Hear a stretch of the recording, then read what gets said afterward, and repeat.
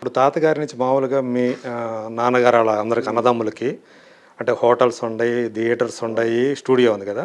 మీ వరకు వచ్చినటువంటి ఆ వారసత్వంగా ఆస్తులు పంచుకున్నప్పుడు ఏమేమి వచ్చినాయి మీకు అప్పుడు? మాది రామకృష్ణ 71 వచ్చింది మాకు. ఓకే, ఆ థియేటర్ ఆ థియేటర్ ఓకే, అదొకటేనా? అదొకటే అండి. ఇంకోటి డాడీ స్టూడియో గారు చూసుకునేవారు, కానీ తాతగారు మెయిన్ అండి. మిగతా వాళ్ళు సాయికృష్ణ బాబాయ్, రామకృష్ణ 35, రామకృష్ణ గ్లిటర్ ఐటీ, దాని తర్వాత హర్బాబాయ్కి హోటలు, దాని తర్వాత స్టూడియో అందరు పార్ట్నర్స్. ఓకే, స్టూడియోలో ఇప్పటికీ అందరూ పార్ట్నర్స్ కానీ ఉన్నారు? పార్ట్నర్స్ అండి. దాని తర్వాత మళ్ళీ హర్బాబాయ్, దాంతో మోహన్ బాబాయ్ కెమెరామ్యాన్, ఆయన తారకరామ థియేటరు, బాలబాబాయ్ యాక్టరు, రామకృష్ణ బాబాయ్ స్టూడియో చూసుకునేవారు. ఆయన ఎండీగా పెట్టి ఆయన అధికారం మొత్తం ఆయనకి అప్పచెప్పారు. రామకృష్ణ బాబాయ్కి మెయిన్. మిగతా అందరుగా చిన్నబాబాయ్ గారు, చిన్నబాబాయ్ గారు జయశంకర్ కృష్ణ గారు, ఆయన అక్కడ మెడ్రాస్లో ఇల్లు ఉందండి. ఇక్కడ స్టూడియోలో కొంచెం ల్యాండ్ ఉంది, అక్కడ ఒక బిల్డింగ్ కట్టడం జరిగింది. ఆయన ఇన్సూరెన్స్ కంపెనీలో పనిచేస్తున్నారు బాబాయ్. ఆయన వర్క్ చేస్తున్నారు, ఆయనకి ఇంట్రెస్ట్ ఉంది, అందుకే అలాంటిది ఏం లేదు. బిజినెస్ కాకుండా వర్క్ బిజినెస్ ఉందండి, ఇది ఉంది. అక్కడ మన చెన్నైలో బజులా రోడ్ ఉందండి, ఇల్లు అది ఆయనదే. ఉపయోగపెట్టుకుని అలా ఉంచేసారు. టీ నగర్ కాకుండా ఇంకో ఇల్లు ఉందండి, అది అంటే టీ నగర్ ఇల్లు అమ్మేద్దాం అనుకుంటున్నాం అండి. ఎందుకంటే అదే బ్రిడ్జ్ ఉంది కదండి, అవునండి, అది టీ నగర్ ఇల్లు, అది అమ్మేద్దాం అనుకున్నాను. ఎందుకంటే అందరూ ఇక్కడ షిఫ్ట్ అయిపోయారు హైదరాబాద్కి. సో అక్కడ ఎవరు ఉంటా, సో అది ఇంకా అమ్మేస్తే బెటర్ అని చెప్పి అది ప్లాన్ చేసామండి. సో అది ప్రాసెస్ జరుగుతుంది. అంటే ఈ మధ్య నేను చూసి వచ్చాను, ఎవరు ఒక వాచ్మెన్ మాత్రం ఉన్నట్టున్నారు దానికి. అది మెయింటెనెన్స్ అని చేస్తామండి, అది వీళ్ళు అమ్ముతామండి టైం వచ్చినప్పుడు. సో మొత్తానికైతే అంటే ఎందుకని అంటే దాన్ని తాతగారి జ్ఞాపకార్థం ఉంచుకోకుండా అలా అంటే ఏదో మ్యూజియం అప్పుడేదో అన్నారు మ్యూజియం లాగా దాన్ని ఏదో మార్చాలని ఏదో ఆలోచన లేదు? మ్యూజియం అనుకున్నారండి, కానీ ఇక్కడ అంటే మ్యూజియం అంటే అండి వస్తువులు పెట్టాలి కదా. సో ఇక్కడ మ్యూజియం పెడదాం అనుకున్నారు, మళ్ళీ ఆంధ్రలో అంటున్నారు. సో ఇక మళ్ళీ మన అది వేరే రాష్ట్రం ఏదో ఒకటి ఒక మ్యూజియం ఉండాలి అని. ఎందుకంటే తాతగారు ప్రాపర్టీస్ ఉన్నాయి, వాడే వస్త్రాలు, గద, ఆ కిరీటం, ఇవన్నీ అన్ని చోట్ల పెట్టలేము కదండి. అంటే ఎలాంటి అంటే ఇప్పుడు తాతగారు వాడిన కారు ఒక మ్యూజియంలో పెట్టాలి. ఆయన మొత్తానికి అంటే అనుకుంటున్నారా ఇక్కడ చేయాలనుకుంటున్నారు? కాదండి, అక్కడ ఆల్రెడీ ఇప్పుడు ప్లాన్ చేశారు, బాలబాబాయ్ చంద్రబాబు ప్లాన్ చేశారు. అక్కడ అమరావతి ఉంది కదండి, కొత్త క్యాపిటల్, అక్కడ చాలా పెద్ద మ్యూజియం పెట్టాలని గవర్నమెంటే డిసైడ్ చేసి ఆ డిజైన్స్ కదా కన్ఫర్మ్ చేశారు. మన మీడియాలో కూడా ఇచ్చారు. అది చాలా అవుతుందండి, 400-500 కోట్ల పైన అవుతుంది. అది ప్లాన్ చేస్తున్నాం, ఆల్రెడీ ప్లాన్ రెడీ అయిపోయిందంతా. గవర్నమెంట్ పడిపోవటం వల్ల అది స్టార్ట్ చేయలేదు. సో నెక్స్ట్ టైం వచ్చినప్పుడు అది ప్లాన్ చేస్తామండి. అంటే తాతకున్న వస్తువులు అన్ని మ్యూజియంస్లో పెట్టలేము కదండి. సో లిమిట్ ఒక చోటే పెట్టాలి. సో అక్కడ పెట్టాలని చెప్పి ఇక ఆంధ్రాలో పెట్టుకుంటే బెటర్ అని చెప్పి అది ప్లాన్ చేసామండి. సో అది సో అట్లా మీరు నాన్నగారితో పాటు రామకృష్ణ 70 చూసుకుంటున్నాను అది. సో అదండి, నాళ్ళకి మీరు కథలు వింటున్నప్పుడు ఈ బ్రీత్ అనే కథ మిమ్మల్ని కదిలించింది. ఎస్, నాకు ఈ మధ్య అఖిల వంశీ అప్రోచ్ అవ్వడం జరిగింది. సబ్జెక్ట్ ఉందంటే మనసులో అనుకునేవాడిని, మరి ఏమంటుందో ఏంటో సరే ఇందామని చెప్పిందంటే తర్వాత ఇంట్రెస్టింగ్ ఉంది. అది మంచి స్క్రీన్ ప్లేతో చక్కటిగా చేయటం జరిగింది. ఇందులో మంచి బీజిఎం అంటే బ్యాక్గ్రౌండ్ మ్యూజిక్, దీనికి బాగా కొడితే అద్భుతంగా ఉంటుందని చెప్పి అనిపించి ఎస్ బాగుందని చెప్పి సరే స్టార్ట్ చేద్దామని చెప్పి, నాకు ప్రొడక్షన్ కూడా కొంచెం ఇంట్రెస్ట్ ఉంది, ఓన్ ప్రొడక్షన్ చేద్దామని చెప్పి ఇంకా స్టార్ట్ చేశానండి ఇది. ఓకే, అంటే దీనికి ఏమైనా ప్రిపరేషన్ చేయటం కానీ అంటే మళ్ళీ మీరు మళ్ళీ స్టార్ట్ చేస్తున్నట్టు, ఇప్పుడు కొత్తగా స్టార్ట్ చేస్తున్నట్టు ఒక కొత్త నటుడి కింద. సో దీనికోసం ఏమన్నా ప్రిపేర్ అయ్యారా? హోంవర్క్ ఏమైనా? ప్రిపరేషన్ అని చెప్పాను, నేనైతే రెడీ. యాక్టింగ్ మా బ్లడ్లోనే ఉంది, బ్లడ్ వీడియోనే ఉంది. అంటే నేను ఇంతకుముందు అన్నానండి, నీకు యాక్టింగ్ ఎందుకు అన్నారు, యాక్టింగ్ కోసం ఎందుకు, నీకు నువ్వు బాగా చెప్తున్నావు, మామూలుగా మాట్లాడేటప్పుడు బాగా యాక్ట్ చేస్తాను, నీకెందుకు యాక్టింగ్ కోసం అన్నారు. తర్వాత కొంతమంది అన్నారు లేదు ఇప్పుడు ఫస్ట్ పిక్చర్లోనే నువ్వు అదరగొట్టాలి పర్ఫార్మెన్స్, లేదు ఇది ఉంది అది ఉంది అని చిన్న చిన్న లోటుపాట్లు కూడా ఉండకూడదు. అంటే ఇప్పుడు కాంపిటీషన్గా బాగా పెరిగిపోయింది, సో ఫస్ట్ పిక్చరే అదరగొట్టేసాడు అని టాక్ రావాలి. జనరల్గా ఏంటంటే 1-2 పిక్చర్స్ చేసి థర్డ్ పిక్చర్ పర్ఫెక్ట్ అయిపోయాడు అని అంటారు. నువ్వు అలా కాదు, ఫస్ట్ పిక్చర్లోనే పర్ఫెక్ట్ అనిపించుకోవాలి అని చెప్పారండి.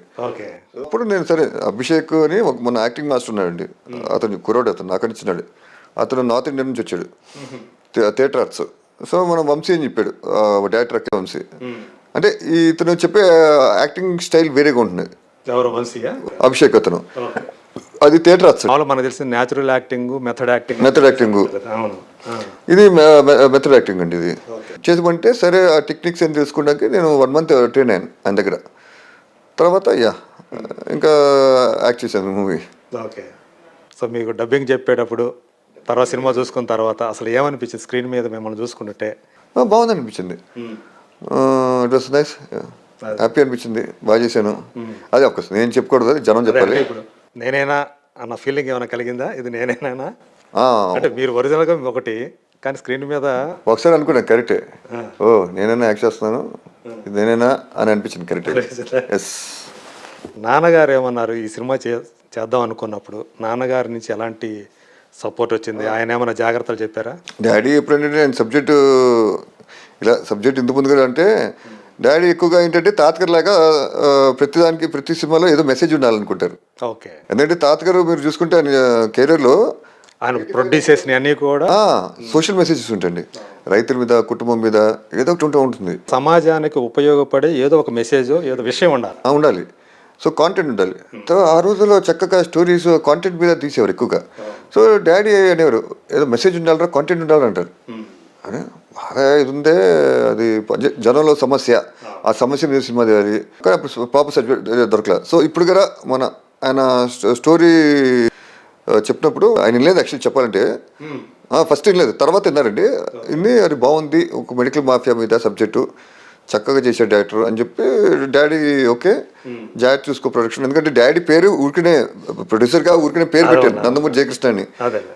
ఆయన గౌరవం ప్రేమ. డాడీ ఓకే ఆయన పేరు పెట్టుకోరా, మొత్తం నువ్వే చూసుకున్నారు. ఎందుకంటే 72 years అయినా ఎక్కువ వర్క్ ఉంటుంది ఇక్కడ. సో వర్క్ ప్రెషర్ ఎక్కువ ఉండకూడదు డాడీకి, లైటర్ వెయిన్గా చేసుకోవచ్చు. సో వద్దు డాడీకి చెప్పాను, నేను వద్దు అన్నారు, నేను చూసుకోను అన్నారు. వద్దు డాడీ, ఎందుకంటే వర్క్ ప్రెషర్ ఎక్కువ ఉంటుంది కదా, మీకు ఇబ్బంది అవుతుంది, హెల్త్ ప్రాబ్లమ్స్ వస్తాయండి, అందుకోసం అని చెప్పి తెలుసుకుంటాను. టెన్షన్స్ ఏం పడద్దు, హ్యాపీగా వస్తే టెన్షన్స్ ఉంటాయి అక్కడ. ఆయనకి మళ్ళీ ప్రొడక్షన్ అంటే చూసుకోవాలి కదండి, చాలా వర్క్స్ ఉంటాయి. సో ఎందుకు అని చెప్పి ఆయన కూడా హెల్త్ కాన్షియస్లో ఉండి ఆయన కూడా సైలెంట్గా ఉన్నారు. నేను మొత్తం A to Z ప్రొడక్షన్ చూసుకోవటం జరిగింది. మరి మీకు కొంచెం ఇబ్బంది అనిపించలేదా? ఒక పక్క ప్రొడక్షన్ చూసుకుంటే ఒక పక్క యాక్టింగ్ చేయటం అనేది ఇబ్బంది అనిపించలేండి. మాకు ఎక్కడండి, మాకు వర్క్ ఎంత ఇస్తే అంత మేము హ్యాపీ ఫీల్ అవుతాం, అంత ఇష్టపడతాను. తాతయ్య గారు అయితే ఎన్ని సవ్యసాచిలాగా అన్ని చేశాడు. అన్నీ చేశారండి. సో మీరు అసలు నాన్నగారు ఎందుకొని మీ అంటే మీ బాబాయిలు అందరూ తర్వాత నాన్నగారు చూసుకుంటే ఎక్కువగా నాన్నగారు కొంచెం లో ప్రొఫైల్, బయటకు రాకుండా ఎందుకు అలా ఉండిపోయారు? చూస్తే యాక్చువల్ చూస్తే మంచి అందగాడు ఆయన. అవును, ఆయన డిగ్నిఫైడ్గా ఉంటారు. తాతగారు ఏంటంటే ప్రాపర్టీస్ అప్ చెప్పేశారు. అంటే పెద్ద కొడుకు ఆయన, అంటే రామకృష్ణ పెద్దనం పెద్ద కొడుకు వస్తారండి, ఆయన చనిపోయారు. ఆయన అవును చిన్న వయసులో చనిపోయాడు కాబట్టి ఈయన పెద్ద కొడుకు అయ్యారు. సో అప్పుడు ప్రాపర్టీస్ చూసుకోవాలి. 70 ఉంది, 35 ఉంది, హోటల్ ఉంది. శంషాబాద్లో 250 ఎకరాలు ల్యాండ్ తీసుకున్నారండి. యాక్చువల్లీ అది ఎవరు తెలియదు. అది కదా అప్పుడు తాతగారు తీసుకున్నారు. అప్పుడు డాడీ చెప్పారు మ్యాక్సిమంగా జస్ట్ ఇలా చేయమని చెప్పారు. మొత్తం అంతా ఎగ్జిక్యూషన్ అంతా డాడీ చేసేవారు. దేనికో ఏ పర్పస్ కోసం తీసుకున్నారు అది? అప్పుడు ఫామ్ లేకండి, ఫామ్ లేక చేసేవారు. తోట గీట చేసేవారు, చాలా చేశారండి అది తోట. అది నేను ఒకరోజు అందరికి చూపిస్తాను. తోట ఎన్టీ రామారావు తోట వీడియో తీసి చూపించాలండి. మార్నింగ్ మధ్య చూసే ఆ తోట యాక్చువల్లీ అమ్మేశారు తాతగారు అప్పుడే. ప్రాపర్టీస్ ఎక్కువ ఉండటం వల్ల చూసుకునేవాడు లేక, డాడీకి టైం లేక, అందుకే 70, 35 హోటల్ ఈ ఏజ్ టైం సరిపోయింది మన స్టూడియో. సో టైం లేక ఇంకా అమ్మేశారు అది. సో అంటే ఇప్పుడు పెద్ద కొడుకుగా ఆ బాధ్యతలన్నీ కూడా నాన్నగారు తీసుకున్నారు. అవును, తాతయ్య గారు అప్పచెప్పారు. అవును. సో తాతగారు ఇంకా డాడీ మళ్ళీ ఫ్యామిలీ మెంబర్స్, ఫ్యామిలీని చూసుకోవాలి. సో ఇంకా అందులో బిజీ అయిపోయి లో ప్రొఫైల్గా ఆయన 7 అన్నదమ్ములు, 6 అండి. అవును, 6 అన్నదమ్ములు. అప్పుడు బాబాయ్ చిన్నవాళ్ళు, సాబాబాయ్ 60 మిగతా చిన్నవాళ్ళు. మీకు మీ చిన్న బాబాయ్కి వయసు పెద్ద తేడా ఉండదేమో కదా? ఎవరికి? జయశంకర్ కృష్ణ గారి కను మీకు వయసులో పెద్ద ఎక్కువ గ్యాప్ ఎక్కువ ఉంటుంది. అవునండి, నాకు బాబాయ్కి చెప్పాలంటే 10 years తేడాండి అంతే. బాబాయ్ గారు ఆయన డిగ్నిఫైడ్గా ఉంటారు. ఆయన కూడా అసలు బయటకు కనిపించరు. బాబాయ్ గారు కనిపించారు. మీకు చూసుకుంటే అసలు ఎవరు కనిపించారండి ఎక్సెప్ట్ మోహన్ బాబాయ్ కెమెరామెన్. ఆయన కూడా పెద్ద తెలియదు. సాయి కృష్ణ బాబాయ్ తెలియదు, మా డాడీ తెలియదు, హరిబాబాయ్ ఒకరు తెలుసు, మోహన్ బాబాయ్ తెలియదు, రామకృష్ణ బాబాయ్ తెలియదు అప్పుడు ఫస్ట్లో, జయశ్రీ బాబాయ్ తెలియదు, ఉట్టి హరిబాబాయ్ బాలబాబాయ్ వీళ్ళిద్దరు తెలుసు.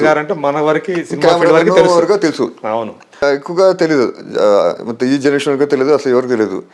సో ఎక్కువగా తెలిసిందంటే హరికృష్ణ బాబాయ్, బాలబాబాయ్. బాలబాబాయ్ అంటే మీకు తెలిసిందే.